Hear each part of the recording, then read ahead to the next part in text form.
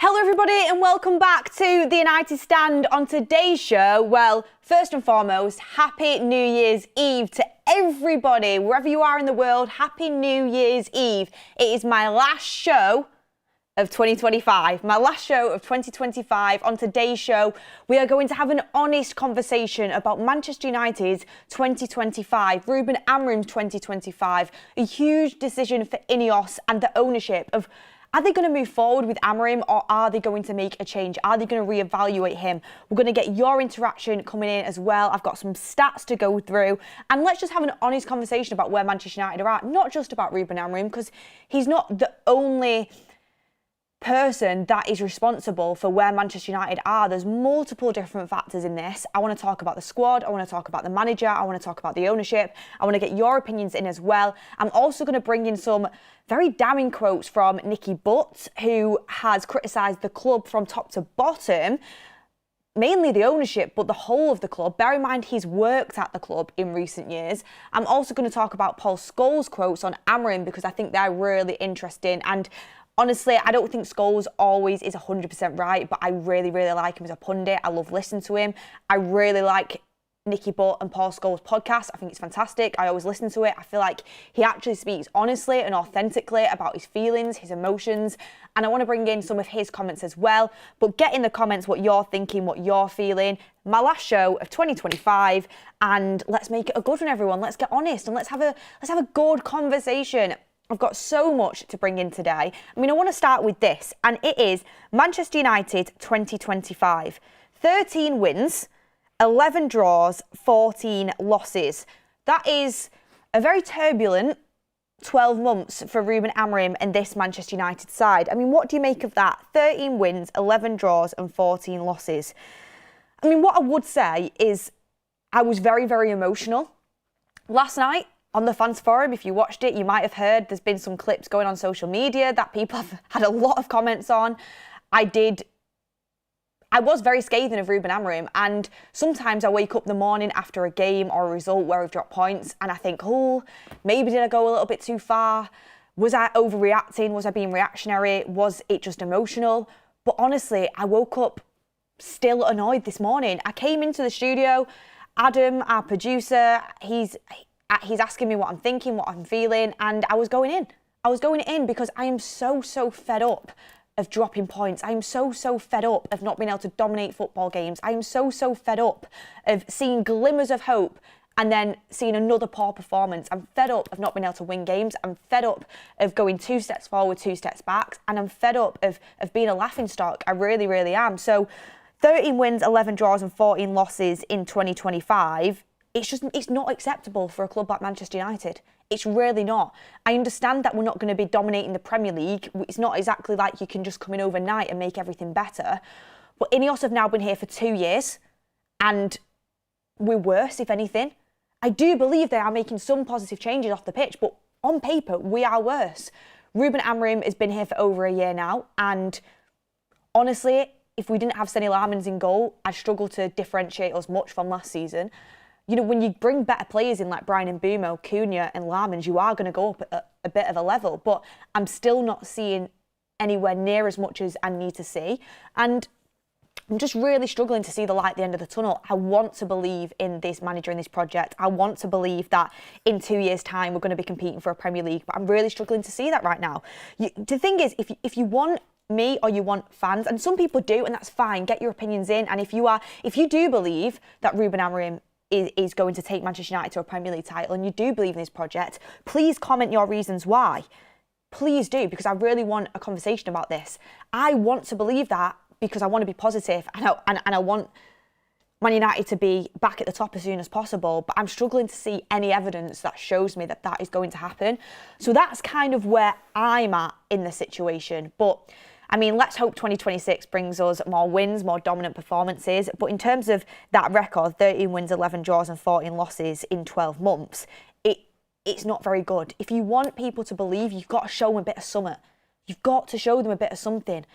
Like showing us a back four and then getting the best out of your players in the likes of Patrick Dorgu in that Newcastle game and getting through a game where realistically we were not the best team in that Newcastle game, but getting through it, playing a back four, showing a bit of dominance when we played that back four, getting the best out of your players, pushing Luke Shaw a bit more forward, getting the best out of Dorgu, showed us a little bit of something of what you can do when you are missing your absentees. Then reverting back to a system that has failed us over and over again, and not playing your players in their best positions, not getting the best out of your players. It just is 2 steps forward, 2 steps back for me. But out of them, I think what is even more damning for me is out of them results. So the 14 wins that we are talking about in them 14 Premier League wins of 2025 for Ruben Amorim and Manchester United. Somebody tweeted this, and I think it was United Mika on X, and I want to give him a bit of credit because I saw this on X last night and it kind of took me back a little bit. And I was like, wow, okay, so I'm not losing my mind. I am right to be quite emotional because this is what I've seen over the last 12 months. So out of them 14 Premier League wins, Southampton was the first one, relegated. Southampton at home, that was a win for Manchester United in the Premier League. They are relegated. Fulham away, we won that game. 1 shot on target all game for Manchester United. Ipswich at home, they are now relegated. Leicester away, they are now relegated. Villa at home, first half red card on the final game of the season to Martinez. We won that game. Burnley at home, last minute penalty and will be relegated. Chelsea at home, first 5-minute red card to the goalkeeper. Sunderland, Brighton and Liverpool, I think they were all good wins, right? The Sunderland and Brighton one, really good wins. Liverpool at Anfield, whatever way you win that, you really do have to applaud it, especially after not winning there in so long. Gakpo did hit the post a few times on a different day. It could have been a different story, but that's football. I still think that's a very, very good win for Manchester United. So 3 good wins there. Palace away, 2 set-piece goals. And to be honest, I said after that game, I don't think we were the better team. But, you know, a win at Selhurst Park, you've got to give it credit. That is a tough place to go. Palace have since fallen off. They're struggling to keep up with European football. They had played late on that Thursday night in Europe away. We'd had a full week. Still not excusing it, it's a good win, but still. And then Wolves away, worst team in league history and will be relegated. Newcastle, I mean, I applaud us getting 3 points, but realistically, that performance in the second half was shambolic. I mean, certain players really did kind of do really well in that game and stepped up. Aiden Heaven, Lisandro Martinez. I thought it was probably one of Ugarte's best games. Casemiro did well, but ultimately we were on the back foot for the majority of that second half. However, you know, we got the 3 points. But what that record shows me is in 2025, I would say apart from Sunderland and Brighton, so 2 games in 2025, Man United have not dominated a single Premier League game. Man United have not had a single comfortable Premier League game apart from Sunderland and Brighton at home. We had that little spell. And do you know what I would say to that? When you have players like Bryan Mbeumo, Mateus Cunha, Bruno Fernandes, Amad Diallo, you're going to have some games where you play well. Mason Mount, you're going to have some games where you play well because these are all very, very, very talented players. De Ligt, another very, very talented player. We have got some good players in this squad. We have not got a Premier League title winning side. We haven't got a squad to compete for a Premier League. But I genuinely believe we have a squad, if it played its best and played to its best abilities and best potential, should now be comfortably in the Champions League spots. Based on how everybody else around us is doing in the Premier League, we should be in the Champions League spots. And it was interesting, actually. I'm going to come to your super chats in a moment as well, because I've seen some coming in and I've seen some comments coming in as well, and I want to get into them. It's interesting because my brother is massively in favour of changing the manager. He has been for quite a while. And he rung me a few weeks ago, and I can't remember after what loss it was. It might have been the Everton game. But he rung me a few weeks ago and he said, where we're at in the league and how other teams are performing, if INEOS right now make a change, this squad could get Champions League football. And that could be a massive turning point for us. You can attract a player like Elliot Anderson. You can have that turning point in the summer, and you can build out with a new manager in the summer with Champions League football. He said if you just get someone stable in now till the end of the season, this team, played to its best of abilities, can get Champions League football. He said if you don't, he said we've got a really good run of fixtures coming up. You know, we've got West Ham at home, we've got Bournemouth at home, we've got Wolves at home. He was like, we can get Champions League football with how other teams are performing. If we don't make that change, we could miss out on it. And that would be really, really unfortunate and could be a massive detriment to us to miss out on Champions League football this year when it's basically an open goal. So he was like, he says, I don't think they'll do it, but if we did it now, we could secure Champions League football. If we let it roll and roll and roll and roll, that it could slip through our fingers. And look, we do have some favourable games coming up. Leeds at Ellen Road, on paper, it should be a win, but they've actually started to look pretty good. Burnley at Turf Moor. Turf Moor's always been a tough place to go, but Man United should be getting a win there. Man United are not out of the Champions League race. We are very much still in it. When Bruno returns, Mainu returns, and Mbumo, Ahmad return, like De Ligt returns, Maguire I think's been a bigger miss than what people realise.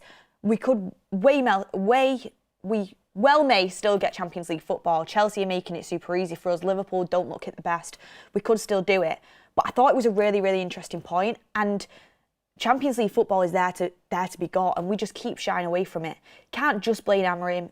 You can't just blame the players. I think it is a group thing from top to the bottom of the club. But why do we keep missing out on the opportunity to get into them Champions League places? People will say, look at the squad he had against Wolves last night. There's a new excuse every time we drop points. Every time we drop points, which is quite often, there's a new excuse as to why we're doing it. I am not having look at the squad he had when Wolves had a bench full of kids as well and had one of the worst Premier League sides on paper we've ever seen. We're at Old Trafford. He went back to a formation that hasn't been working, didn't play to the players on the pitch's strengths, and his substitutions were questionable once again. I know he didn't have much to work with, but I still would have made different ones. So I'm not having it. So that's where I'm at right now. And there's some kind of a little bit of statistics to bring in as well. And let me know what you're thinking. I mean, also I saw Golbridge put this out before on his Twitter as well. He said the 2025 table, and the 2025 table, so obviously the Premier League spans over the course of two years, a Premier League season, but just the 2025 table for Manchester United is, not for Manchester United, but for the Premier League teams, is Man City in top with an average of but Man City are top of the 2025 Premier League table with 77 points. Any guesses on where Manchester United are in the 2025 Premier League table? Anyone? Any guesses? Get in the comments. Where do you think Man United are in the 2025 Premier League table? Man City in number 1 with 77 points, joint with Arsenal, who are also on 77 points. Aston Villa 3rd with 73 points. Then it's Liverpool 4th with 68 points. And then it's Chelsea 5th, Crystal Palace 6th, Brighton 7th. Any guesses? No, we're 13th. Some people got it in the comments there. Aaron got it. Aaron got it. We are 13th in the 2025 Premier League table. City first, joint with Arsenal, then Villa, then Liverpool, then Chelsea, then Palace, then Brighton, then Newcastle, then Brentford, then Everton, then Bournemouth, then Fulham. There's Man United. There is Man United.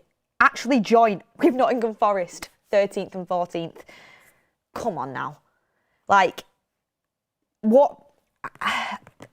I'm hoping someone super chatted in with what positives they can see to trust this process going into 2026. I really didn't want to do a negative show as my last show of 2025, but I can't sit here and be fake with everyone and say, come on guys, you know, look at the fact that, you know, we beat Sunderland at home months ago. I can't sit here and say that. Like, I've got to be honest. I'm a Man United fan. I'm a season ticket holder.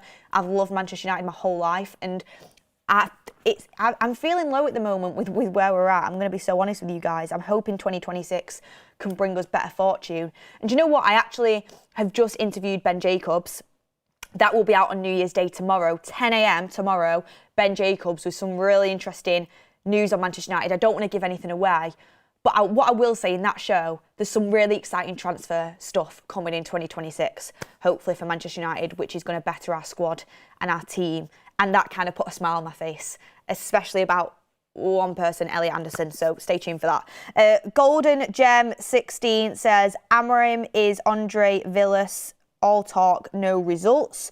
One and only says, I am so sick and frustrated in this we are going to suffer mindset going on and what is doing my head in. As soon as we sort of get traction in the way we play, he dumps that and goes backwards. And Tom McBride says, after yesterday, I'll be feeling it tomorrow. Happy New Year. Look, are you going hard this New Year's Eve? I am. I am. And you know what? When I'm feeling it tomorrow morning, I'll blame Manchester United. No, I mean, no matter what, New Year's, I always go a little bit hard on New Year, to be fair. I'll be out later. Don't know what any of you guys are doing, but got to celebrate the year. Do you know what?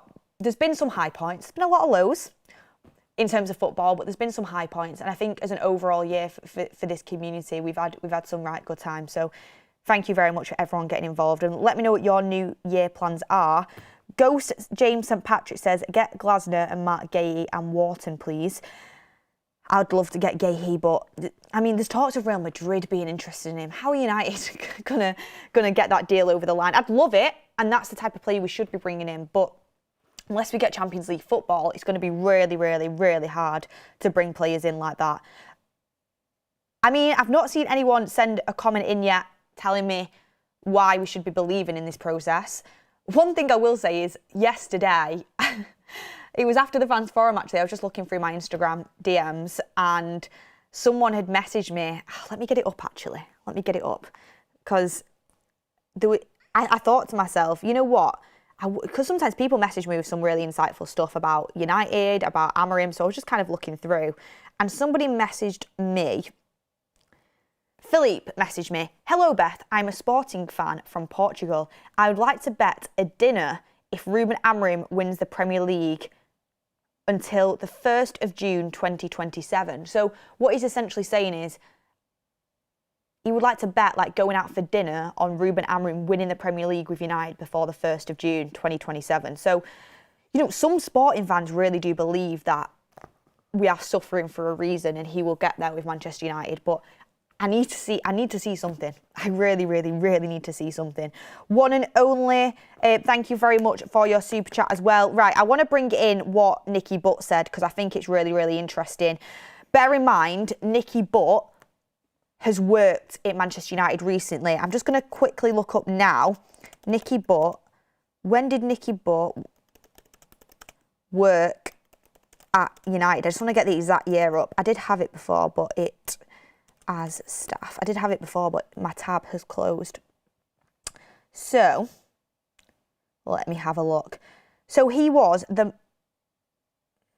right. I'll get the producer to look at that. Producer, look up when Nicky Butt was actually at Manchester United during his staff years, because he worked with the academy, he was employed at the club, and he left, actually. He left off his own accord. I don't think he liked the way that the club was being run, and you know, he left the football club, but he has worked there in recent years. And this is what Nicky Butt had to say about Manchester United. He said, for me, it's fundamentally that the club is rotten from the bottom up at the minute. If you brought prime Sir Alex Ferguson back in, he wouldn't be able to turn it around straight away. It would take time. But if you put Pep Guardiola in there or Jurgen Klopp, it wouldn't work either. Ultimately, I think the players we're buying and the players we're able to buy aren't at the level that we used to have. So it's about accepting the fact it's going to take 5 to 8 years in order to get the club back to anywhere near winning the Premier League. It has been a number 2 show. So he worked at Manchester United from 2012 to 2021, by the way, Nicky Butt. They were the years he was, employed by the football club. 2021 wasn't that long ago, really. I know we're heading into 2026, so it'll be 5 years ago. But that is someone who's been inside the club as staff, and he's saying it's a mess from top to bottom. He's been saying, Nicky Butt is saying, you can bring prime Pep in, you can bring prime Jurgen Klopp in. It's going to be very, very hard. Okay, yeah, he hasn't been around since INEOS have came into the football club. So, he doesn't, have an inside scoop on how INEOS are running things. But INEOS have now, had control of the football club for 2 years. We had an 8th place finish under Ten Hag. We had a 15th place finish under Amorim. And right now, who knows how it's going to end up, but it's not where it should be. They're doing some good things off the pitch. Like, the recruitment has got better. It's still not as good as it should be, but it has got better. Carrington refurb is better. But there's so many things that I'm not happy with. I think we're too slow to make decisions. I think we don't have enough spike. I don't think we have a backbone. And I don't think we're willing to take risks. And I also think in terms of, being hungry and aggressive in the market to get Manchester United back to the top as soon as possible. There's always excuses. There's always, we'll walk to the right decision instead of rush to the wrong decision. How about we take a quick pace to the right decision? How about we, show some aggression and show that we want to be back to the top as quickly as possible? So there's certain things that I like that INEOS have done. There's definitely certain question marks that I have. But Nicky Butt saying it's a mess from top to bottom, I think that's something that a lot of fans will kind of relate to. I don't think you can pinpoint where Manchester United are right now just on Ruben Amorim. But I don't think you can also just pinpoint it on INEOS. I think it's a collaborative effort, starting with the Glazers all the way down. People aren't doing enough in their positions that they're in at the football club. And ultimately, Omar Barada and the team that was put together by INEOS to run the football inside of things at Manchester United appointed Ruben Amorim. And it's not currently working out. It might do in the future, and if it does, they will get credit. But currently, his system isn't working for how Manchester United should be playing football. We are not winning enough games. We are not dominating games, and he's looking quite out of his depth. I mean, he publicly said he'd do 75% of things differently. Look, with that, I appreciate the humility and the honesty, but that shows a guy that's learning on the job. And every manager learns on the job, of course they do. But 75% of things, he's massively learning on the job. He's a young manager, and this is a huge, huge job. So patience is needed, but also Manchester United fans, they want to see us win football games. We want to be back at the top. We're not willing to wait another 10 years. And I don't think it has to be another 10 years. I think you can turn this football club around and get us back competing within 4 years if you do it right, and if you're aggressive, if you're hungry, if you make all the right decisions. I think you can get this football club back in a title race in a few seasons. But you've got to be aggressive. You've got to be quick with it. You've got to be all guns blazing. And I just don't feel like we've really got that approach, that we are super hungry and desperate to be back winning titles. And that's where we need to be. We have some more super chats coming in. If Fran says, agree with but whose fault is it that we are in this mess? They are still there, so 8 years won't start until they all leave. Dazzo Bear says, the guy who betted you dinner is deluded. United not winning a league before 2037 with the Glazers here. Oh, I just hope by the time I have kids, United are back playing well again. I mean, Jordan was telling me he took his young son to his first game yesterday. I think everyone chose Wolves as a game to take the kids to because they thought, oh, do you know what, we can get a win out of that one, impress the kids, get them on side. I mean, apparently he was asking to watch YouTube Kids by half-time, and I don't blame the guy. Honestly, I would have watched YouTube Kids over that performance as well. I mean, I wouldn't want to watch kids on YouTube, but you know what I'm saying. I would have watched a lot of other things over that game at that point in time. It was like pulling teeth. So, when you're trying to get your kids into it as well, and that's the kind of performance that Man United are serving up, it's just, I hope when I eventually take my kids to Old Trafford, we're back winning. And of course, my kids will be told, through losses, through highs, through lows, through Premier League wins, through Champions League wins to, if we're bottom of the table, you have got to be supporting Manchester United from the minute you leave the womb to the minute that the life circle comes to an end. It doesn't matter where we are. You don't get to. Some people choose the football club, but they will be Manchester United fans, and through thick and thin, you stay as supporting your club no matter how hard it gets. But I just really hope that Man United are in a better position by the time they're here. Hopefully. Syndicate says, I won't bring in one new player until we get new owners, and then we do need 1 billion worth of new players because I don't trust one player now. The thing is, you say you don't trust one player, right? You say you don't trust one player. Some of the comments are out of context. Come on, guys. You say you don't trust one player, but Mbeumo was one of the best players in the Premier League last season. Cunha was one of the best players in the Premier League last season. Bruno is statistically one of the best midfielders of the Premier League in the last since he's come into the Premier League. I don't know. I think Bruno Fernandes signed for Man United in 2020, so the last 6 years. And De Ligt has been to every club he's been to. He's won trophies. We've got some players there that are good players, Ahmad, I think he's top quality. We're just not getting the best out of them all. We need more, but they're not as bad as what they're being made out to be. I believe, anyway. Gav says, Beth, just think when you do have kids, you'll have Uncle Mark, Uncle Ricky, Uncle Kev, Uncle Maud, to name a few, going to be spoilt. They won't be short of Man United tickets or people to go to the game with. That is for sure. That is for sure. Anyway, it's not yet. It's not yet. And this is another point I wanted to bring in as well. Just so you heard Nicky Butt's side of it. I kind of want to go back to what Paul Scholes said on this as well. So Paul Scholes said this on Manchester United. Let me just get it up here. Here we go. He said, I don't think this manager gets this club full stop. I don't think he's the right man. Man United's about risk and entertainment more than anything, at home especially. Having fans on the edge of their seats, ready to go. Wingers who beat people, shots on goal, bits of skill. There's nothing there, and that's from the club. We talk about this as a different club. They've got Omar Barada, they've got Jason Wilcox, who are probably brilliant at their job, brilliant in what they do. But they're not Manchester United. They don't have a clue what it's like to buy a Manchester United player and bring a Manchester United manager in. If you go to Sporting Lisbon and watch, they play 3 at the back right away. That's a no. Man United never do that. They can't do that. They just can't. It's been proven over the years and years. And I'm talking even before Sir Alex Ferguson. It's always about a 4-4-1-1 or a 4-4-2.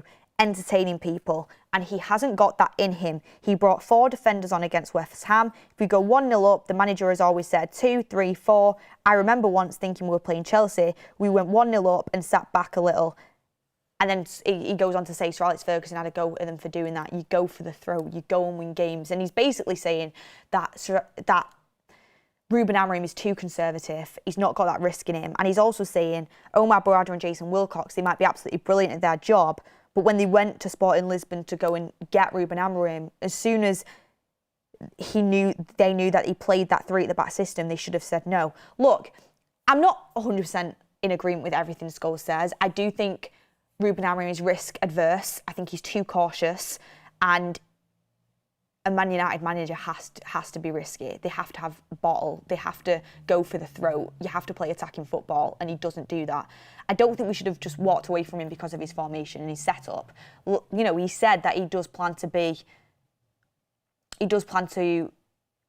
kind of be fluid with that and not be super structured around that 3 at the back. He said that, and then he went straight back to 3 at the back. So it's interesting, but I just wanted to bring Paul Scholes' quotes in there because he had a little bit of a different stance from Nicky Butt. I mean, it's similar, but he really just isn't fancying Ruben Amorim. He doesn't think he is risky enough, got enough sort of bottle to maybe be the Manchester United manager, and he wants to see more attacking football. He wants to see more quick pace football that he doesn't think Ruben Amorim can give you. Stuart says he's too scared to lose, but Beth, I mean, you say that, but then we keep losing anyway. Like, Amorim's too scared to lose, and I actually do agree with you, but especially after what he said in the last game against Wolves about switching his formation. I thought, wow, he really is scared to lose. He's so cautious, but you lose near enough every week. You drop points near enough every week. Like, be a bit risky. What's the worst that can happen? You're going to lose. Oh, well, not done that before in the last 12 months. United fans, we're used to seeing us drop points when we shouldn't do. You know, if you're going to go and lose a game of football, lose it with a bit of risk. Lose it with a bit of courage. Show us something. Show us some bite. Show us some spikiness. Don't be so cautious of subbing defenders for defenders, like for like changes. Honestly, that's what I would like to see, because this is what Ruben Amorim said about switching to a back 3 at kick-off, because he warmed up with a back 4 to try and fool Rob Edwards, and he warmed up with a back 3 against Newcastle to try and fool Eddie Howe. It didn't work out for us. It didn't work out, but this is why he said he did it. He said, we knew that they will play with the 5, they will use the width, and today was to just do that, and then sometimes building up with Dorgu to open and close with Luke Shaw doing the opposite. So he is talking about how to negate the opposition team here. If we were playing Man City or Arsenal, I'd kind of understand. We're playing one of the worst Premier League sides I've ever seen in Wolves. They had 2 points. 2 points. They couldn't barely string a pass together in the first 5 minutes because they had no confidence. We gave them confidence instantly. You know, by the end of the game, they were gutted not to win. They should have, on paper, they were the better side than us. Wolves with 2 points, now with 3 thanks to us at Old Trafford.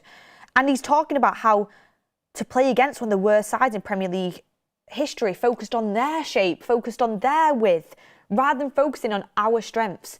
Look, I think most people yesterday, with the squad that we have, and bear in mind it wasn't a strong one, most people would say our strongest team was this: Lamens in goal, Dallo right back, Aidan Heaven and Martinez in the middle of centre-backs. They proved they can play in a back two against a good side. Wolves aren't a good side, but they played in a back two against Newcastle and they kept a clean sheet.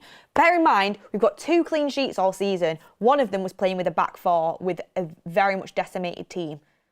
And that was last week against Newcastle. When we play the back 5, 9 times out of 10 we concede. So Aidan Heaven and Martinez were more than capable of playing in a back 2. Luke Shaw left back, getting down there, getting crosses in. He's one of the best crossers in the team. He should have been playing further forward. Ugarte and Casemiro are quite a balanced 2 in midfield. Yes, they're not world beaters, but they prove they can do a job against Newcastle. And then your 3 across the middle would have been Cunha off the left, Dorgu off the right, Xerxes in behind. Could have gone with Shea Lacey if he had, you know, if he thought he was ready and he really kind of wanted to show something and he wasn't keen on Xerxes. But Xerxes is all right playing off the striker, and he could have played him in behind the likes of Sesko. But instead, we just, you know, you put Dorgu back to left wing back, where he struggled for a lot of the season, when he absolutely flourished and was full of confidence playing at right wing in the previous game. It just didn't add up to me. So, you know, we can talk about the ownership, we can talk about, you know, maybe not getting a midfielder in and we need midfielders, and I get all that, but certain decisions he does have to be culpable for, and I think we dropped points in that game, and I think he's very highly responsible, Ruben Amorim, for that. But yeah, anyway, let me know what you're thinking about that.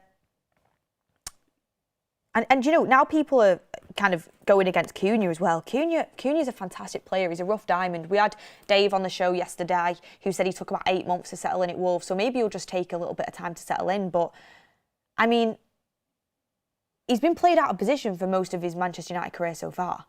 You need to get the best out of a player like that. Of course, players have to step up. Players have to show themselves. You know, Bruno's done that. Cream rises to the top, and there's no excuses when you're a professional footballer. When you're as good as Cunha, you need to show more.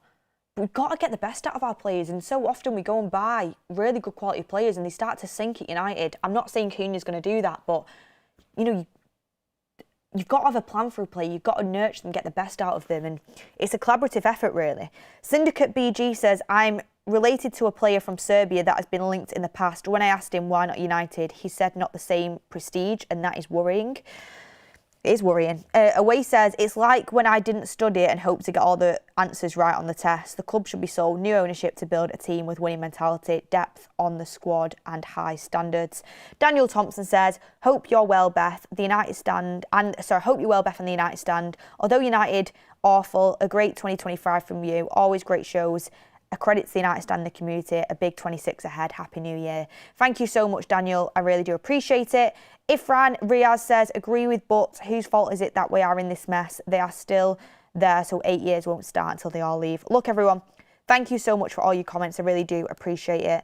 And look, I know this was a show that was really kind of honest about the situation that we're in, but I just wanted to be open and honest with you how I'm feeling at the end of 2025. And thank you, everyone, for getting your comments in as well. I really do appreciate it. Look, thank you to everyone being involved here at the United Stand throughout 2025, the highs and the lows. What I want from 2026 on this channel, I want to be back in Europe. I want to see us dominating football matches. I want to see us put a win streak together so the United Stand can cut his hair. I want to see a team and manager and club unified.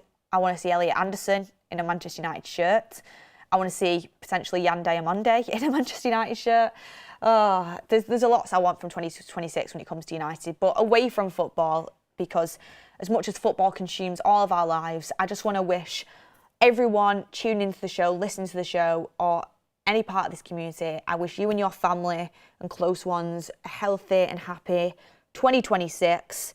And drop down in the comments as well, what is your goal, wish for 2026, United related or just human related to your everyday life, any New Year's resolutions, inspire me, anything you want to see from the channel in 2026 that we've not done yet, anything you want to see from me in 2026, keep it PG, please.